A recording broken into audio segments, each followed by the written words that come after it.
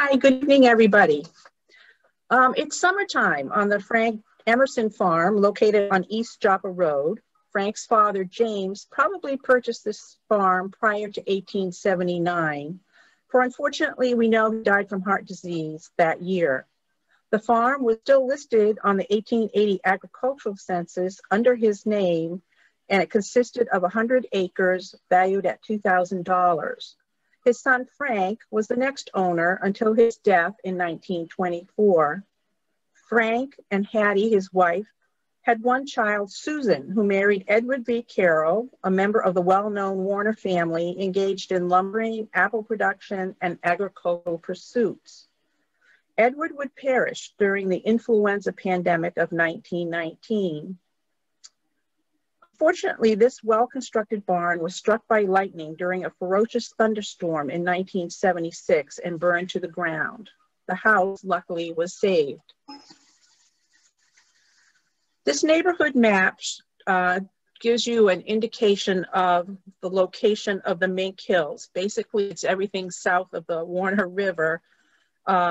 It's composed of rugged and forested terrain with few roads, and the area comprises 40% of the town's total area. The Minks contains several Class 5 seasonal and Class 6 roads and many historical foundations, which are physical evidence of Warner's settlement pattern. The development of the 2004 Mink Hills Conservation Plan, in conjunction with the Warner Conservation Commission, the Central Regional Planning Commission, and the Warner Historical Society, led to documenting these resources.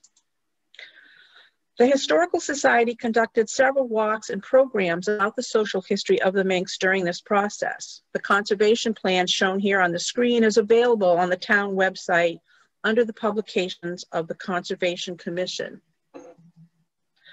Native Americans were living, fishing, and farming along the banks of major rivers in New Hampshire, but there were also smaller bands along the Warner, the Blackwater, and Kentucky.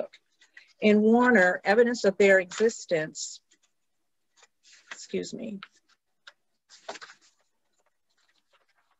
has been found at the falls along the Warner River.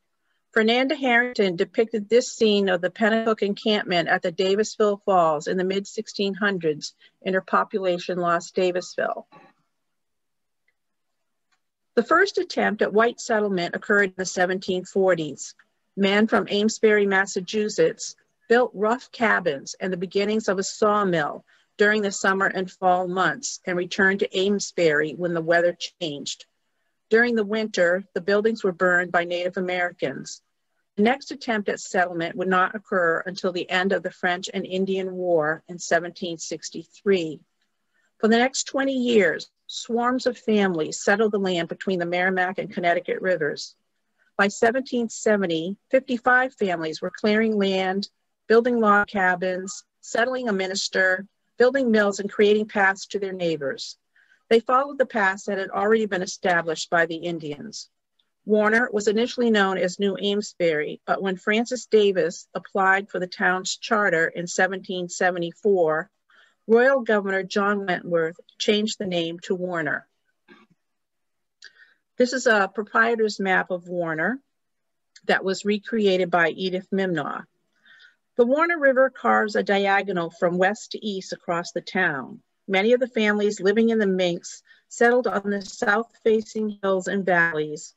Others settled along the northern and eastern side of ridges in the Collins, Newmarket, and Joppa districts. Life was not easy in the beginning. Dr. Moses Long stated in the 1832 historical sketches of Warner that each grantee was to build a dwelling house, 18 feet square and 7 feet stud, fence in and break up 5 acres within 3 years. 63 40-acre lots were laid out in the first division from 1765 to 1770. Roads and bridges, you have to remember, were non-existent, and people traveled on paths. Initially, we know that grain was carried on one's back to Concord for milling. Intervale lands were shared for pasturing and cutting hay. The first saw and grist mills were established at Davisville, the main village, Waterloo, and Melvin Mills. In the Minks, Wells Davis built a distillery, saw and grist mill on Silver Brook in the North Village. His son Francis built a saw and grist mill on Harriman Brook near the Warner-Henniker town line. This is a slide of David Hartman and his dog sitting on top of one of the Sanborn mills located at the outlet of Bear Pond. By 1832, Warner had 6 grist mills, a paper mill, 2 clothing mills, and 12 sawmills. Gradually, families moved from log cabins to framed and clapboarded homes. Wild land was tamed for pastures and crops, school lots were created, and burial grounds established. Eventually, believe it or not, 10 distinct and independent school districts were built in the Minks: North Village, Kimball, Burnap, Collins College, Liberty Union, New Market, Hoyt, Howe, and Joppa. Warner's population peaked by 1820 at 2,246 residents. School attendance averaged between 30 and 40 students in many of the districts. By the 1900s, due to dwindling population, Kimball, College, New Market, Hoyt, and Howe schools were closed. Many of the remaining schools had only a handful of students in attendance. The new Warner Grade School, built in 1910, solidified the movement to consolidate school districts. The 13 burial grounds scattered throughout the Minks contain the marked graves of over 500 individuals. Often, burials were just marked with field stones, waiting until the family could afford a carved one. For many, that day never came. 7 of these lots contain fewer than 10 burials. For instance, Nathaniel and Hannah Bean were victims of smallpox and were buried by themselves in a pasture far away from their neighbors. Many of these smaller plots were private family cemeteries. Page has beautifully cut stone retaining walls and steps transported from a nearby above-ground quarry.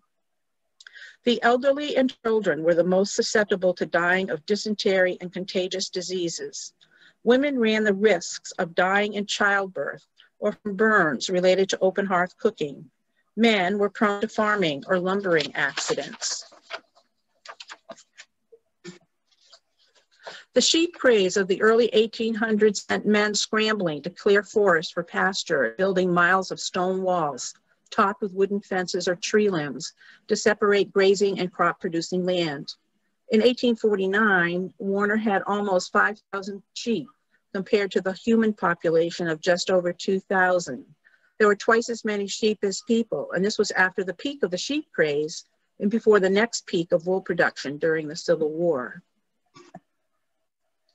An agricultural census conducted every decade counted the acreage of improved and unimproved land, the cash value of the farm, the number of horses, oxen, cows, sheep, and swine. Also the number of bushels produced: wheat, rye, Indian corn, peas, wool, Irish potatoes, the value of orchard products, pounds of butter, cheese, milk, honey, maple sugar, and maple molasses. It also included the tons of hay and the value of any homemade manufacturing. In 1860, the William Merrick Farm had 100 acres of improved land, 40 acres of unimproved, and his farm was valued at $2,500, and he had $50 worth of farm implements, probably a plow and hand tools. He owned 2 horses, 6 cows, 4 oxen, 5 other cattle, and 4 pigs, totaling $575 in livestock value. He grew the following bushels: 20 of wheat, 75 of Indian corn, 7 of oats, 2 of peas, and 50 pounds of Irish potatoes. The value of his apple orchard was $123. 400 pounds of butter and 50 of cheese were produced in his buttery. 25 tons of hay was cut. The value of his slaughtered animals was $59. William did not have any sheep at the time of this inventory, but his surrounding neighbors had 70, producing 223 pounds of wool for the market or for home spinning. The farm buildings on this site on the road to Henniker no longer exist. There were several mills, as I said, located in the Minks. The Davis family saw and grist mill, established in 1809, changed hands multiple times. On Harriman Brook, Beam and French operated a cooper shop for making staves and barrels. There was a brickyard on Silverbrook. The Badgers, Colby, and Foster families in the Liberty Union, Collins, and Joppa districts operated cider mills. Isaac Day manufactured gravestones. The Dowling family operated a quarry and built stone foundations and bridge abutments. Several farmers were considered shoemakers, a pursuit they probably followed in the winter months. Joppa boasted a lime kiln, a pottery, and rake shop. Women produced grosses of candles, spun and wove cloth, plaited hats, knitted socks, took in washing, and some were herbalists and midwives. Many taught school before they were married, and later many young girls would travel to Lowell and Manchester to toil in the textile and shoe mills. The introduction of the railroad in 1849 expanded the markets for all types of farm and timber production and new business opportunities. In 1881, Robert and Arthur Thompson built apple evaporators in the village and Melbourne Mills. It was a huge success, with thousands of bushels of apples being purchased locally and throughout the state. Apples were dried to produce jelly and food products. Butter, milk, cream, and cheese were shipped to Concord, Manchester, and Boston. All types of livestock, usually driven over the road to the meat market in Brighton, Mass., could now be driven to the station and shipped once a week on a scheduled market train. Maple sugar orchards on the south-facing slope of the Minks shipped tons of maple sugar over the years. The James Glover farm above Cunningham Pond had over 3,000 taps in the 1880s. These sketches were created by Charles Hassam for an article by Warner's author Amanda Harris. Apparently, he visited the bean farm in Waterloo for his inspiration. Lumber was supplied to local mills manufacturing excelsa, shingles, boxes, chairs, clothespins, hubs, and paper. Unfortunately, the massive expansion of farm production in the Unfortunately, the massive expansion of farm production in the Midwest, combined with cheap rail transportation, affected the New England agricultural market. Prices fell. Small farms in the East were unable to compete in the production of grain and meat. New England farms turned next to increasing their apple, dairy, and poultry production. The Grange was established to help farmers. Agricultural fairs sprung up in the fall. The tourism market expanded, and the burgeoning population in the cities kept lucrative farms in production. This is a chart of Warner's population from 1770 to 1970. As I've said, the population peaked at 2,246 in 1820. The 1858 county map of Warner depicted that 140 farms, 10 schools, 12 burial grounds, and the town had still lost a population of 275 residents in 38 years. Later, the 1892 map indicated the population had dropped another 600 residents in 30 years. 50 farms had been absorbed by neighboring farms, and fields gradually grew into woodlots.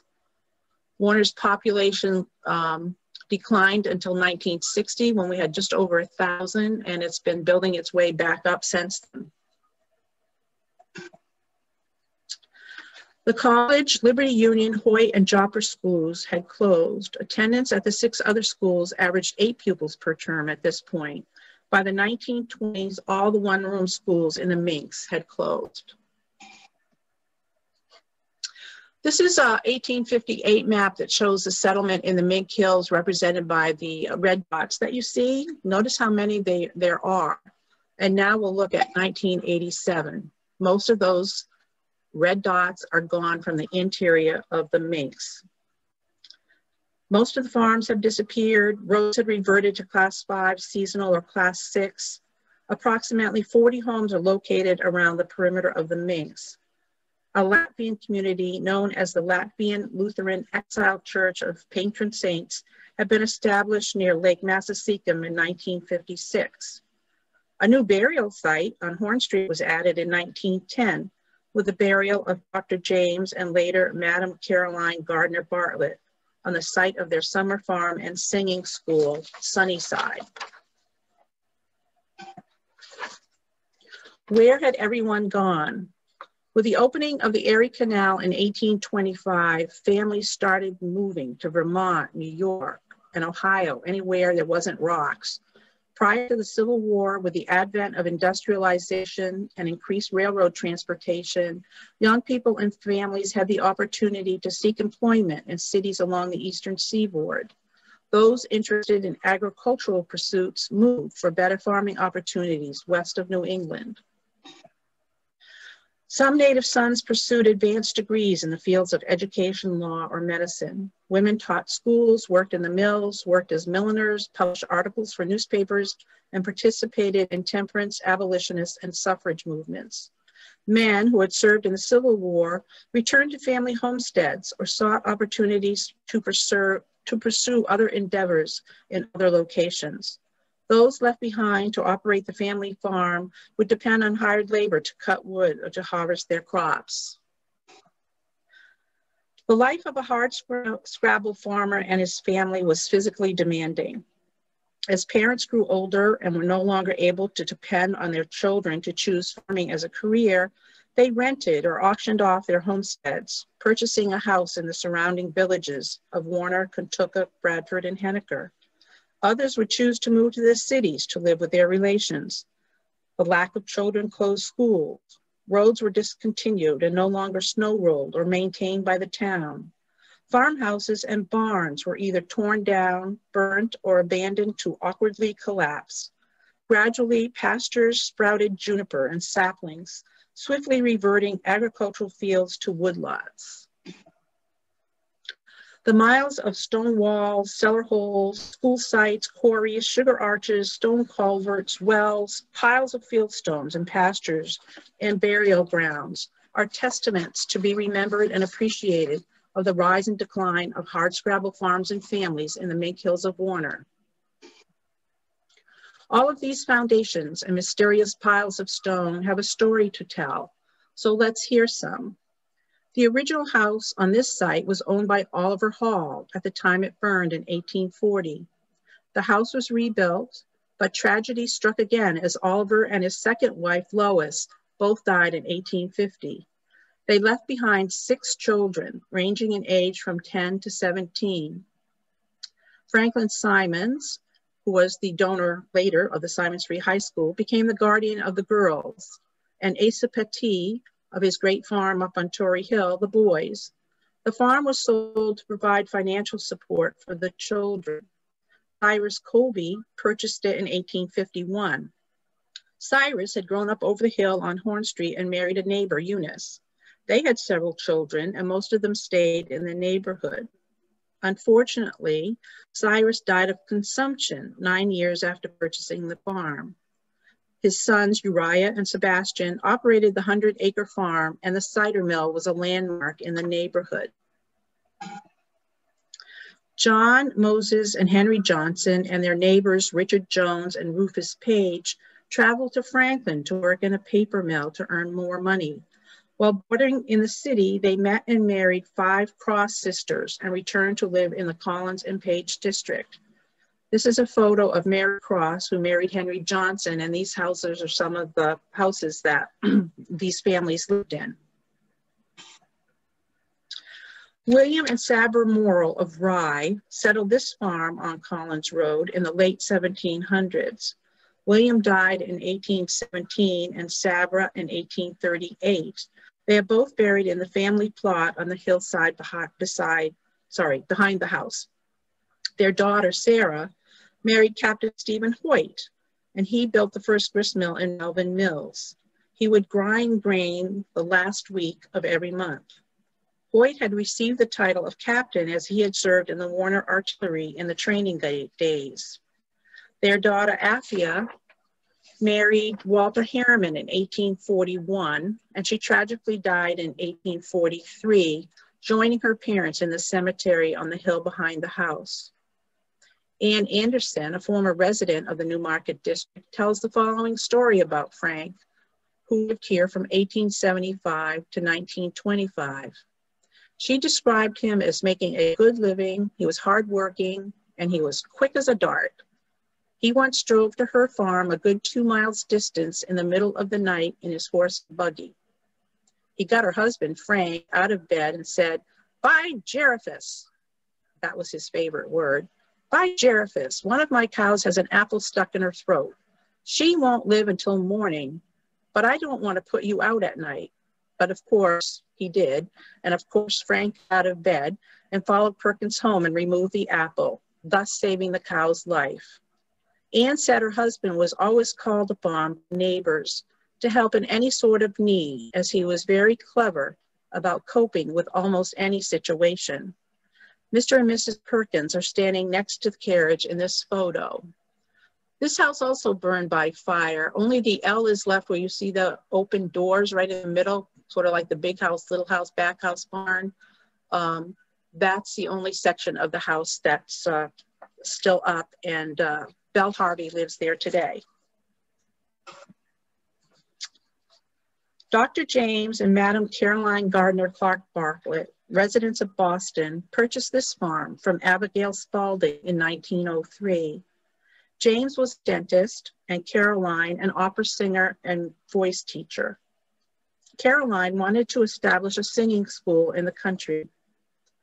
Over several years, they renovated the barn for a concert space, built small cabins, and held summer camp.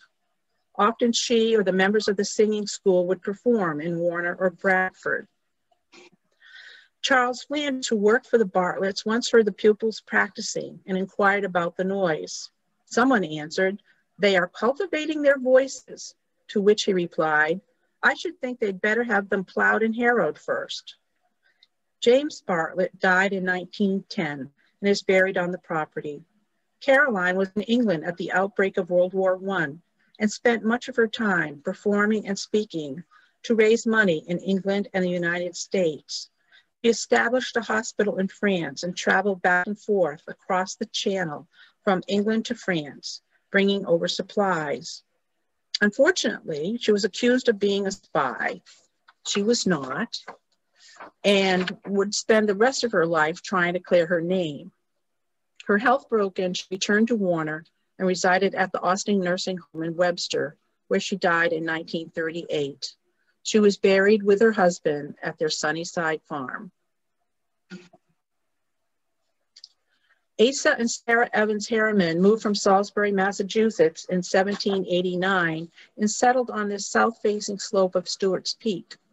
On March 9, 1794, Asa was killed while felling trees, leaving his young widow to raise 4 small children under the age of 10. One wonders if it was a windy day in the woods or if the snow became too deep to evade the falling tree. A few years later, Sarah herself became lost while searching for a lost cow. She wandered about 2.5 miles through the woods and finally glimpsed the light of her neighbor, Benjamin Badger. Alas, when they walked back to her farm, her oldest daughter, Nancy, was missing. She had gone out to search for her mother. Luckily, she was found asleep under a log about 1/2 mile from the farm. Benjamin, her oldest son, would inherit the farm, and his brother David built on property located further up the hill towards Stewart's Peak. Benjamin married a neighbor, Hannah Flanders, and had a large family of 8 sons and 2 daughters. One of their sons was Walter Harriman, whose career spanned from being a school teacher, a Universalist minister, newspaper editor, commander of the 11th New Hampshire Regiment during the Civil War. He was a prisoner of war. He served as governor for the state of New Hampshire. But most importantly, he was a chronicler of Warner's town history from 1735 to 1879. This cape burned on February 11, 1885, when it was occupied by Addison Gilmore, who had married Elmira Harriman, daughter of David and Susan, who lived up the hill. Elmira had 2 children from a prior marriage, George and Belle Hubbard, and Addison and Elmira had a daughter, Anne, who married Frank Anderson on the Collins district. And Anne is the one who shares her story.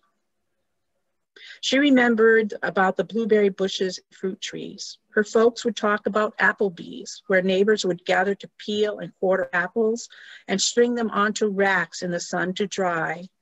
Later, the apples could be soaked, stewed, and seasoned for pies or sauce.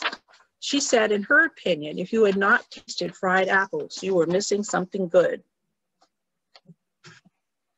She wrote about families in the Minks loading up their produce, such as eggs, cheese, and butter, and traveling by ox team to Thompson's store in Warner to exchange for a few staples the farmers bought in those days. They would travel by moonlight, so to get a chance to barter with the storekeeper Thompson before others would arrive. Robert Thompson was so tight, she said, that he would break open a peppermint to tip the scales to his advantage. This is a photograph of Warner's first poor farm, located at the top of the hill on Loud Lane. The poor farm was only used for 1 year in the early 1830s because it was located so far from the center of town. Levi Bartlett wrote in a letter to his brother in 1874 that this section of town, from Parade Ground Cemetery up over Loud Lane, down to Hoyt Corner and out to the Henniker town line, once contained 30% of Warner's population in the 1820s. A part of this road was referred to in his letter as the New Guinea section of the Mink Hills. Now, the word Guinea is often a reference to an area of town where Black families lived. Research is being conducted to determine which families might have been living here.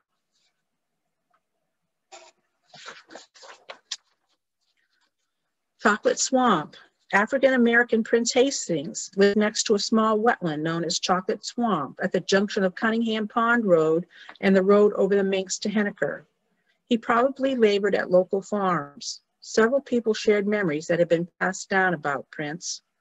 A petition to the Merrimack County Court of Common Pleas to reimburse the town for his expenses stated, Prince Hastings, a man of color, came into this town more than 30 years ago, built himself a little hut in an out-of-the-way place in the Mink Hills in Warner, where he resided entirely alone until the 14th day of October, 1841, when he was found to be sick and standing in need of immediate relief. He was on that day conveyed to the poorhouse in this town, where medical and other relief was offered, and where he stayed until he died, January 29, 1842, and was buried in an unmarked grave in the Poor Farm Cemetery. This is one of my favorite photographs of the Badger Farm, as it represents to me so many stories, not only about the Badgers, but also the Sargent, Colby, and Sanborn families who were neighbors. Benjamin Badger married Naomi Colby December 18, 1794, and their first home, he built it further up the hill towards the older road to Henniker, near the homestead of his brother Stephen. When Stephen decided to move to the village, Benjamin purchased his land and moved his small frame house down the hill to this location, which offered better agricultural opportunities and provided a pond for a water source. The older house was probably incorporated into the L. The Badgers had 10 children, 6 boys and 4 girls. Unfortunately, 3 of the children died before the age of 3, which was not uncommon. Benjamin was involved in the establishment and governance of the Merrick School, later called Liberty Union, probably named that for the Civil War service of boys in the neighborhood. Benjamin often loaned money to his neighbors by holding their mortgage until it could be repaid. He eventually became blind and died in 1853. His daughter, Naomi, never married and stayed on the farm with her brother Ebenezer, dying at the age of 90 in 1870. Naomi was known for her handiwork, spinning linen, weaving wool, sewing quilts, and knitting socks. The Badgers were a multi-generational family. The front of the south-facing cape featured 2 front doors, dividing the cape in half, allowing for the elder members, such as Benjamin, his wife and sister Naomi, and elderly neighbor Betsy Straw, to live in half of the house in the 1850s. Ebenezer and Emily Foster Badger and their 7 children lived in the remainder of the house. Of the 5 boys, 4 died at the ages of 11, 20, 27, and 41. Daughter Hattie married Orrin Chase and moved to Kentucky in 1870. That left the farm to son Herman and daughter Sophronia after the death of Ebenezer in 1896. They could not sustain the farm without paying for labor and decided to sell in 1899. Herman moved to Henniker with his wife Ida. Sophronia, who never married, purchased a cozy home on Main Street in Warner. The Badger Farm is one of the more successful hill farms because of their accessibility to water and large fields allowing for the production of a mixture of crops and tons of hay. Both Benjamin and Ebenezer had large families, which provided the labor for the myriad of year-round tasks. When local farms turned to producing apples for cider in the jelly market, the Badgers built a productive cider mill. I love this picture too so much for what it tells me. If you look at the orange arrow on the left, you can see that there's a road there, which is actually the road called Badger Lane that goes up over the hill, and you can see that it's gated. So this road is subject to gate and bars, and that's probably also for animal control, for the barnyard is right there. The blue arrow is pointing not to a barn that the Badgers owned. It's a little deceptive, but that barn was located down the hill on the Colby homestead. The Colbys had a large farmhouse, which is not visible because it's through the trees. They also had an extensive apple orchard behind the barn, again, which is hard to pick up in this photo, but it's there. And if you look at the next orange apple, there's scaffolding around the chimney. So they're working on repairing the brick chimney. The other orange apple is talking about both these barns are what we call English style barns, meaning that the door opens on the long side of the frame of the barn. And actually, these are two English barns that have been put together. Maybe one of these barns came down the hill.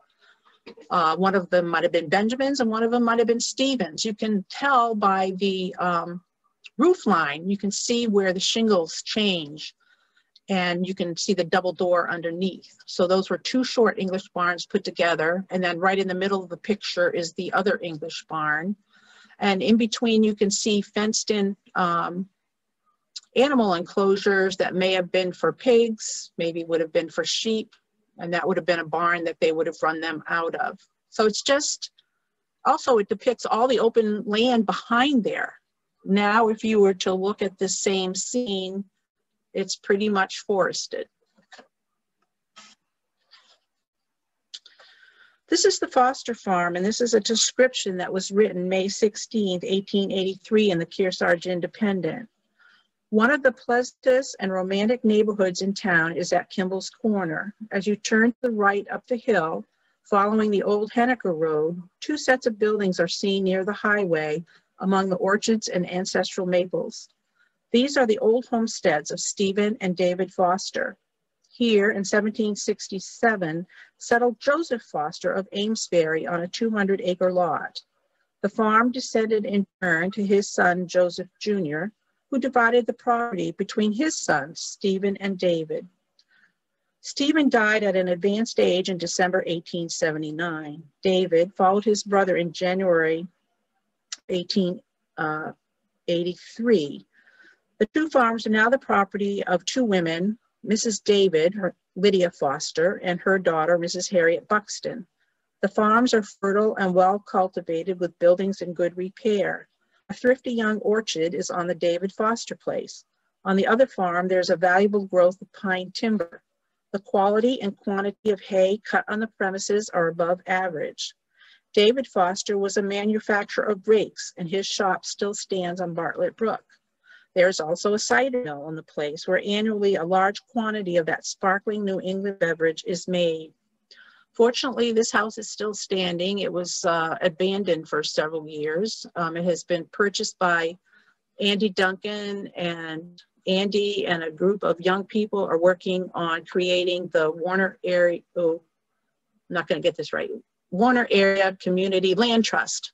And they're looking at different pursuits that this property may evolve into. Senator William Chandler served as Secretary of the Navy from 1882 to 85 under President Arthur, and from 1887 to 1901 as the U.S. Senator from New Hampshire. He bought the summer home in Waterloo in 1871 and continued to own it until his death in 1917. Senator Chandler loved the Minks and frequently rode through its hills. He gradually began buying up the hillside farms when they came up for sale. The top of what became known as Chandler Mink had a panoramic view at the top. It had become a destination for local families to climb and picnic and enjoy the scenery. Senator Chandler purchased this tower, which was dedicated September 25th, 1909. Harold Dow remembers the tower going down in an ice storm in the early 1950s. Students from Simons had climbed Chandler Peak as a class outing. You can still find the remains of the tower today by climbing the Chandler Reservation trails from the Skeeto or Bean Road. Ralph Pratt is standing at the base of a wooden tower built at the summit of Stewart's Peak. It was probably constructed by the boys from the CC camp during the 1930s. And again, you can see that the tops of the Mink Hills were totally open during this time period, and now they're forest covered. David Harriman built the south-facing cape above Cunningham Pond in 1810. He married Polly Burnap, and they had 3 daughters and a son. David was known as a zealous Adventist and used to have Thursday meetings at his house. Most everybody went, whether or not they were religious, just to hear his wife and daughters sing. Their daughter Maria married Barnard Colby, and they took care of her parents and took over the farm. Barnard and Maria also had 3 daughters, Harriet, Carrie, Florence, and a son, William Irving. Their daughter Carrie had married a neighbor, Charles Ross, and they had 2 children, Ida and Barnard, and were living in Ware, but it was not a happy marriage.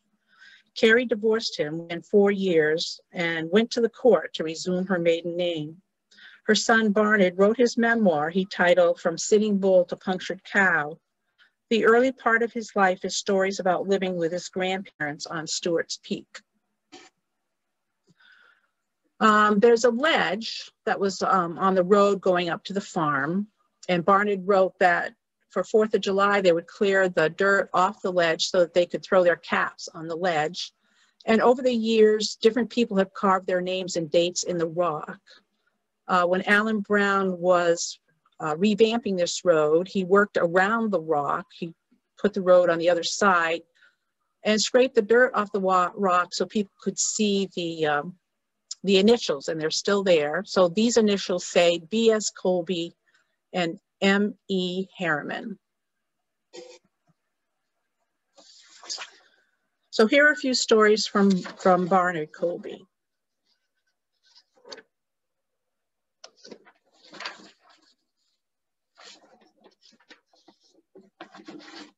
Got ahead of myself.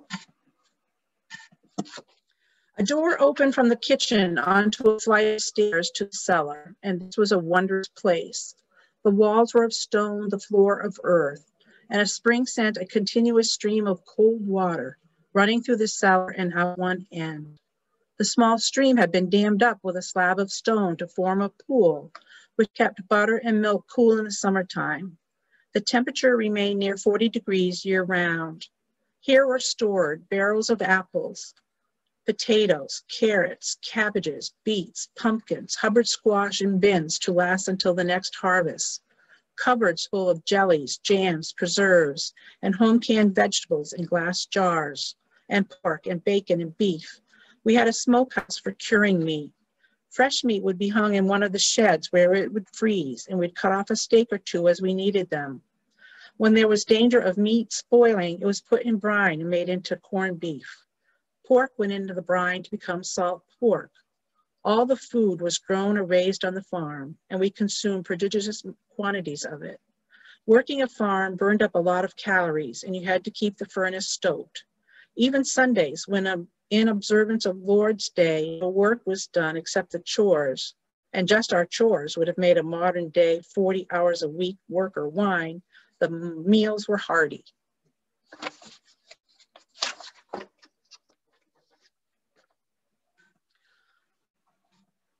I went to the Burnap schoolhouse, walking a mile each way, and continued to get good marks.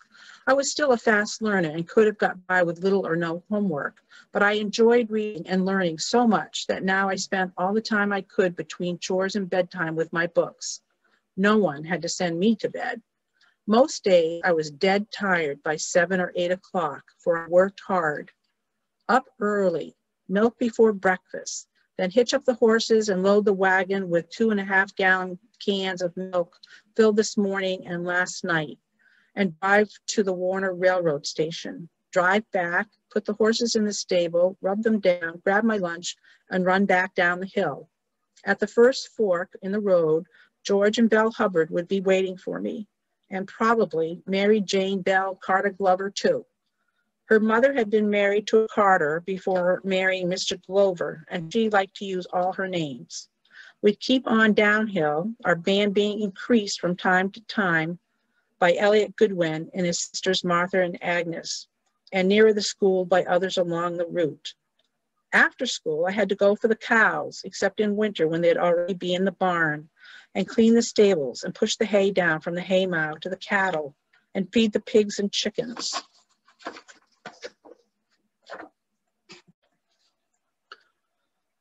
Then there was the wood cutting. We had to cut at least 60 cords a year just for our own use, the winter's heating and for sugaring, plus what we sold.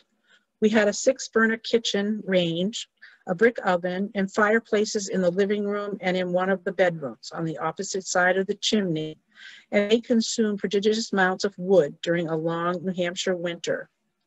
We lived mostly in the large kitchen in the winter months, perhaps using the living room fireplace only in the evening, and the bedroom fireplace not at all. Coals from the fireplace went into the warming pans at bedtime, and the pans slid between the covers, took the chill off long enough for one to hop into bed and let his body heat take over under the mounds of comforters. In the morning, it was hop and dash for the kitchen. The bank range still kept the air bearable, if not exactly warm, especially when the temperatures had gone well below 0 during the night, as it did often. We always kept a year ahead. The wood we burned this winter was cut a year ago. Now we were cutting wood for the next winter. As soon as there was snow on the ground, we'd hitch up a yoke of oxen to a sled 8 feet long and 4 wide, with stakes along the side, and a tongue that attached to the yoke. We'd load on a forkful of 2 of hay, pack some sandwiches, and head out to the east, beyond the sugar bush and over toward Bald Mink to our woodlot. There, we'd unhitch the oxen, leaving them yoked, and put down hay for them to eat while we chopped trees. It was mostly hardwood, like oak and maple. We chopped some into 4-foot lengths to be taken to town and sold. The rest was chopped into 8-foot lengths for the sugar house and for heating. The wood was stacked between a couple of trees as it would cut, and there it would stay until the following year. Seasoned wood that had been stacked for the year before was slid back, 8-foot lengths piled by the stack house, which needed 30 cords, and in back of the woodshed where we would need another 30. There we had a treadmill, which the horse walked to furnish power for a circular saw that cut the 8-footers into stove lengths. They were neatly stacked inside the woodshed, ready for use. So these are just some of the stories. There's so many more, which could be a couple more programs. So maybe we will continue this journey into the Minks with more stories if you're interested. And so now we're open for questions. So Rebecca, we had some from the chat. Maybe we should start with that. Okay. In the general north-northwest orientation of property lines in the Minks due to the original survey in the 1700s? That's from Andy Duncan. Yeah, I bet that's true, Andy. Susan Wifes says, please lead a walk of East Joppa. There are many wonderful cellar holes there.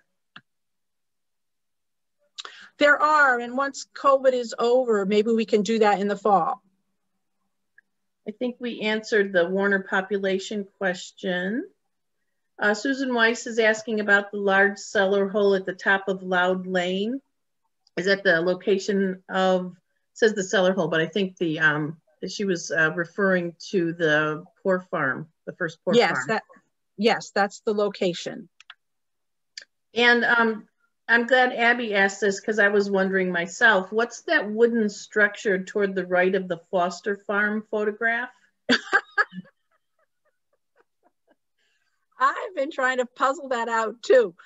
At first, I thought it was one of those folding measuring sticks, but then there's little, and it still might be, there's a little hook I can see right at the top thing. Somebody took this picture from a car, I think. It looks like the picture was probably taken, Annie Cogswell was doing house histories in the 1930s and 40s, and it looks like a picture from that time period. So I need to go back to the original and see if I can figure out exactly what that is. And then Susan Weiss was wondering where the Foster Farm is located.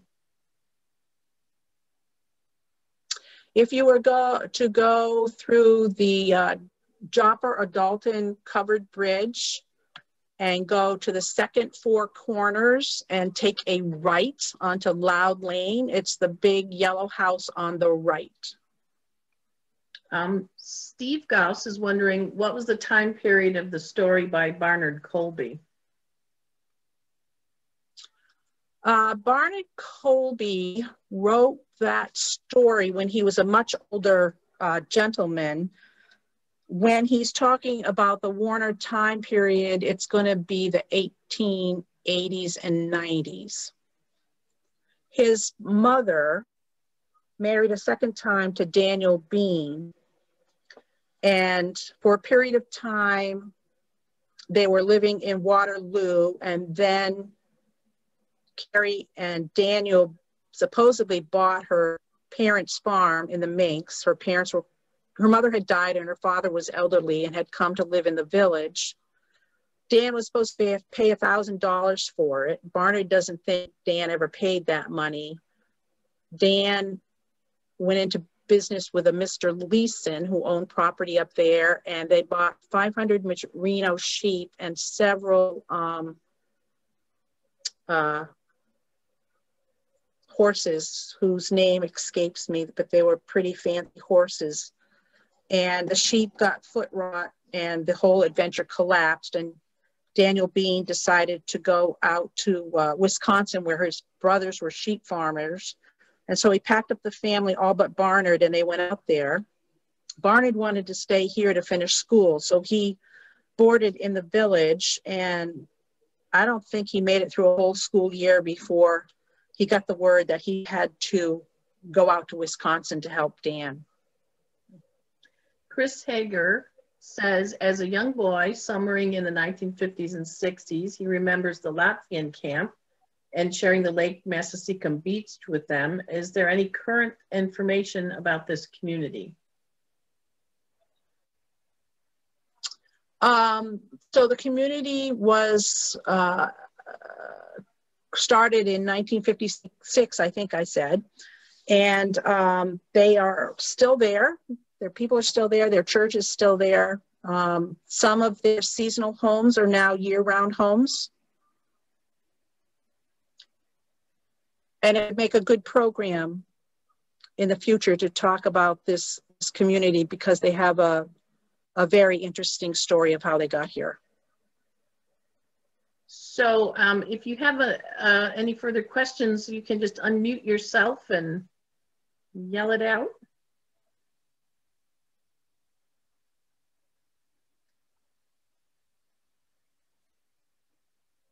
Oh, I see so many familiar names and faces. Thank you all for coming to this program.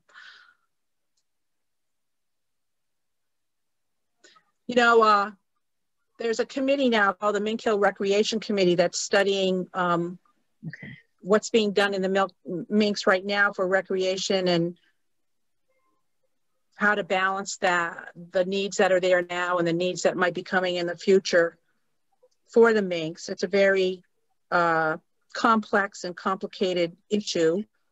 And so this program was a beginning of re-educating people about the social history of the Minks and the lives of some of the people that live there. I mean, every single cellar hole has a story behind it. Mm-hmm. Rebecca? Yeah. My uncle lived in Salisbury, not in Warner, but so many of your stories remind me of my Uncle Robert, who bought his big farm from the Mock family, you know, and then lived by himself as a hermit. Your family helped him out a lot. But anyways, all the buildings of that farm are gone, and they disappeared in modern times and somehow made it into the 20th century. But this whole section of Warner, was it called the Minks originally before Minks, before it was settled, or was it named that after it was settled? Mink Hills. I think it was named that after it was settled. If you read, I think, Dr. Moses' long book, Historical Sketches, and I think Amanda Harris refers to it also, that apparently the mink, the animal, the mink, was very populous in the Mink Hills, and they were trapped for their, I guess, fur bearing. Mm-hmm. There are still minks out there, but apparently there were a lot in the beginning. Yeah.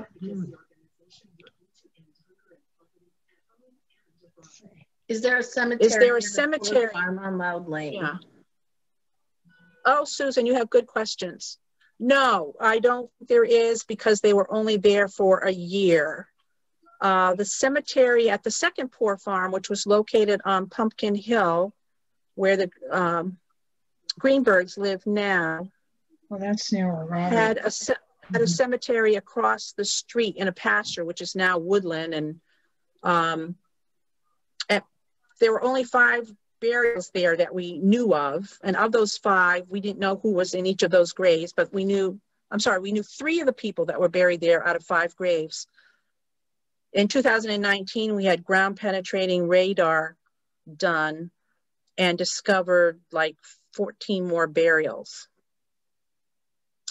And we know that a lot of paupers were also buried in Coal Hearth Cemetery, but ground penetrating radar has not been done there.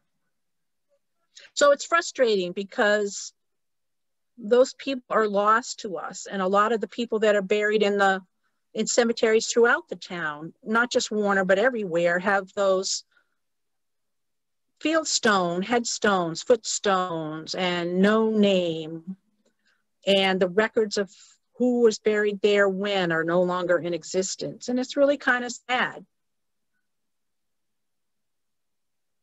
It's like those albums of pictures we all have of family members, and nobody wrote on the back of the photos of who they were. So if you have photographs, be sure to write on them now.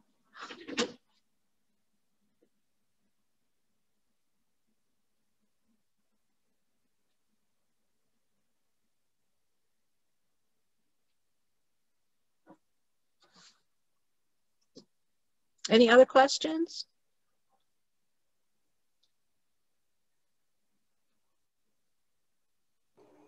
Not a question, but hello to Rebecca and Lynn from Maryland.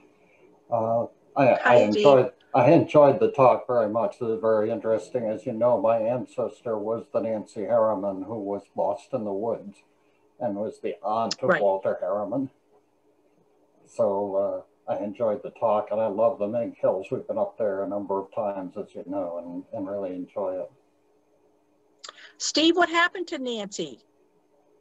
She married Thomas Stewart, who is one of the Stewarts from Stewart Hill, and they moved to Franklin, and had a daughter, Susan Lucinda Stewart, who married James Sanborn Searle. My grandmother was a Searle. So her great granddaughter, I think. Yeah, Nancy and. When Nancy's mother died, when Sarah Evans Harriman died, or I'm sorry, when Asa died, Sarah was left to raise 4 children, and she never remarried, and she lived to, what, 90 or something like that out in the wilderness. She did, and she died on the same day that her husband died in March, when she was 90. Yes. I went to the 1800 federal census because I was thinking, well, how did she manage with 4 children under the age of 10? And apparently she did have a young man between the age of 18 and 26 living on the farm who was laboring for her until her son could become of age. But I don't know who that person is.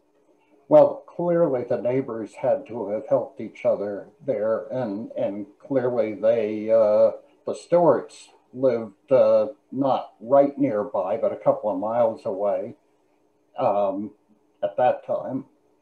And so they must have interacted quite a bit, and I am assuming she just got a lot of help from the neighbors, that they all helped themselves out there in the boondocks.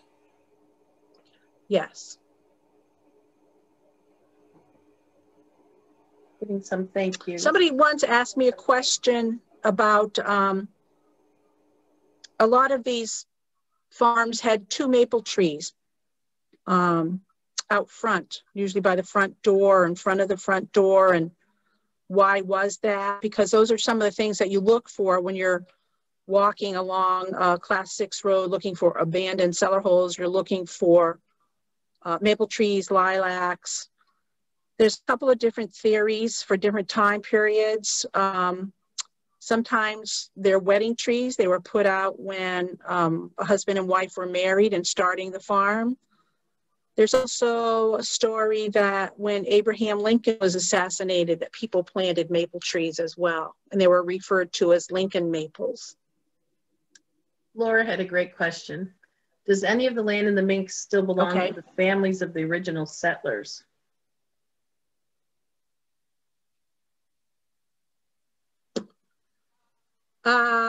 No, I don't think they do, actually. And Abby was wondering where Sunnyside is located.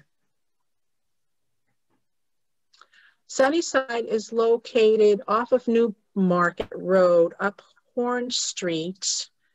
It's going to be the first house on the right. It's white. And there is a barn that's not attached to it, and there's a long L. But I believe it's the first house on the right. You go up quite a ways to get to it. Do you know why some farms were located so far away from the main road? For example, Lizzie Sanborn's cellar hole up the hill from Badger. Oh, good question. You know, and that farm was relatively early. It's after the it would have been after the Badger farm was built, I think. There was a good road running out from the Badgers to Lizzie Sanborn, and then there was sort of a trace, what I'll call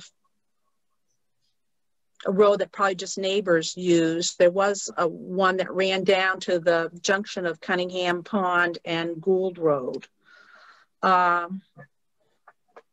It made it pretty remote for her in her old age. Lizzie is one of my favorite people. Her father committed suicide when she was, I believe, in her 20s. Her stepmother stayed on the farm. And when her stepmother came to the farm, she brought a relative whose name was Sylvester Hoyt, who was older than Lizzie. They wanted to get married at some point, but apparently her father was not in favor of that marriage. But even though after her father had committed suicide and her stepmother left the farm, she and Sylvester stayed. They never married, but they lived together until he died. Lizzie's getting on in age. Neighbors are concerned. She goes and lives with her sister for one winter in Sunapee, but hated it, and came back to the farm. At that point, the Colby farm was owned by a family called Halkett, who was trying to run it as a dairy farm. And so Mrs. Halkett would deliver eggs and milk to Lizzie. Lizzie lived with her pig and her cats. And one day in January, she went up and couldn't find her, and found her out in the woodshed where she had passed away. You know, whether she had had a stroke or had fallen and broken a hip and then developed hypothermia, we don't know. But Catherine Greenlaw, who lived on North Village Road, she was the mother of Tom Greenlaw, was sick with a fever, when she remembers the undertaker going up to get Lizzie. Lizzie was frozen and sitting in the back of the wagon, and she came by, and she was, what Catherine remembers was that she was dressed in a red dress with lots of buttons down the front, and that memory always stayed with her about Lizzie Sanborn. And she had a dream about that? Well, she remembers that happening, and she did dream about that, yeah. Lizzie was a hard worker, you know, it was just she and Sylvester on the farm. I mean, Badgers probably helped them out, but Lizzie had really big hands, and she was not afraid of hard work, and she farmed, she hayed, she slaughtered animals. She just really was very self-sufficient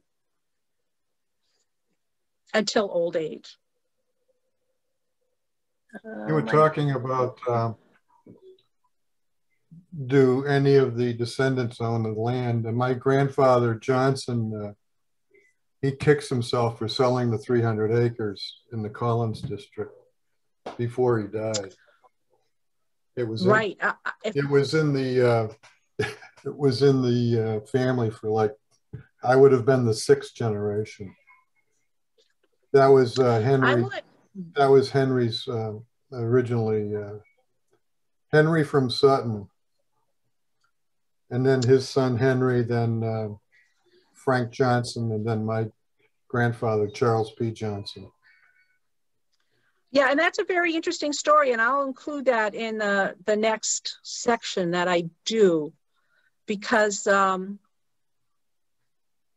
they totally changed the appearance of that house, and it's kind of a fun series of photos to show how they took that cape and created a boarding house, and that's right. The barns that were there and everything. So I will do that in the next section. I've recently toured that barn. Natalie Wells took me through it to see it. It's amazing, because I'm looking at something that my great-great-great-grandfather built. Henry Johnson certainly built that barn. Yeah. It's still standing. Mm-hmm.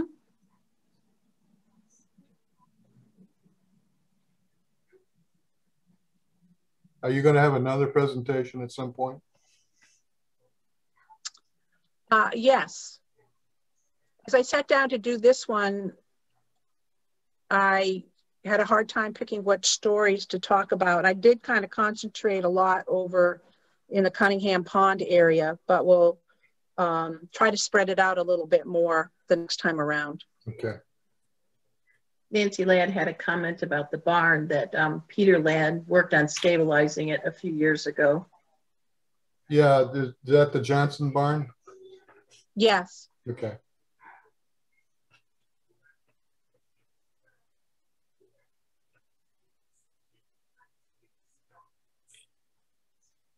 Okay. Anybody else?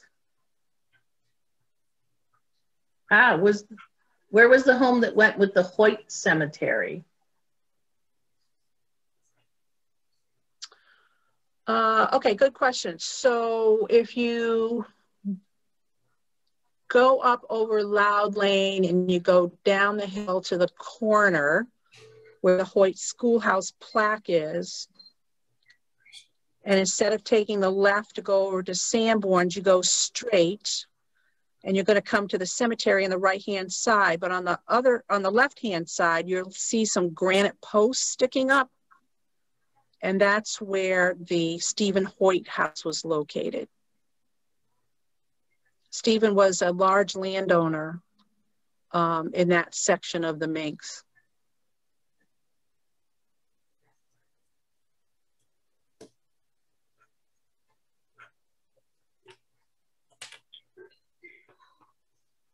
Any more questions?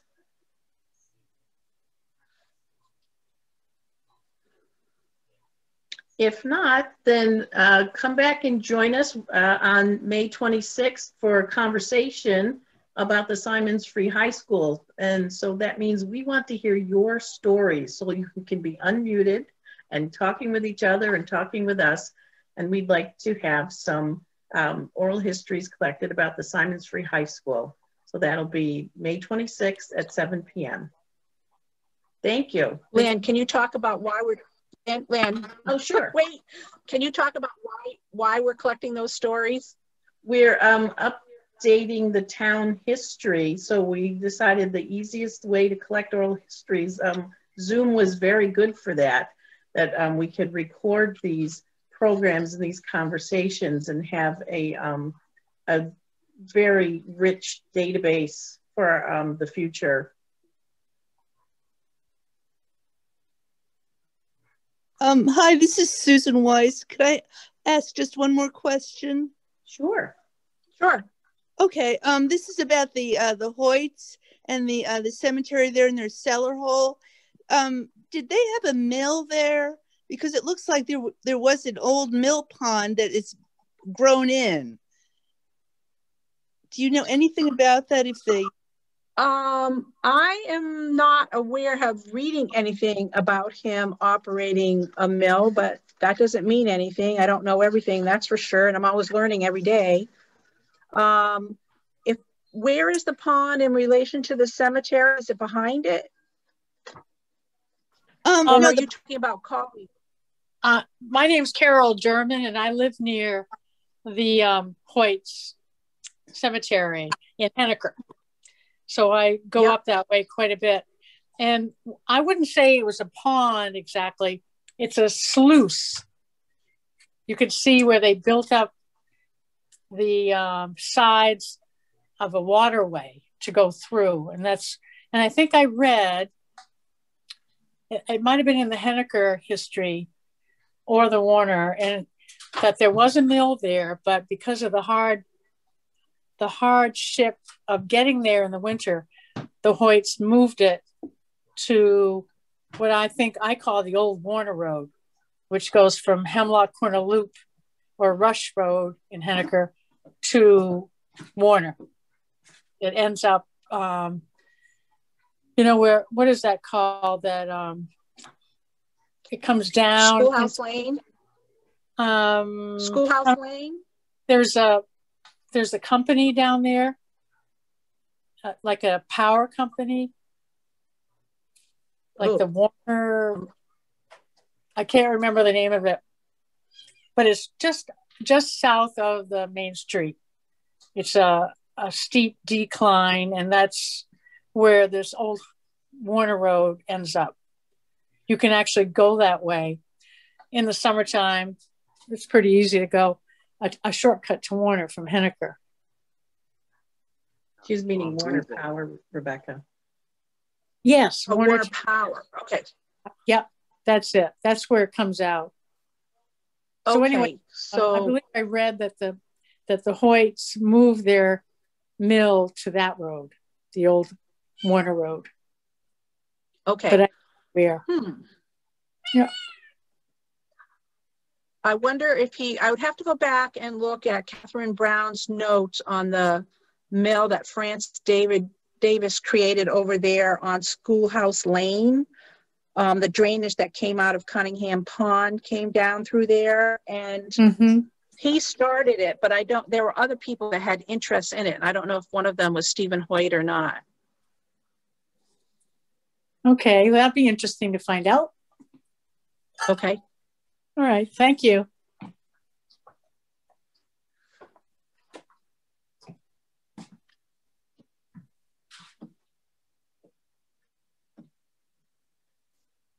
Colleen, did you have a question? No, just waving. Okay. All right. Well, thank you very much for all the questions. See you on May 26th.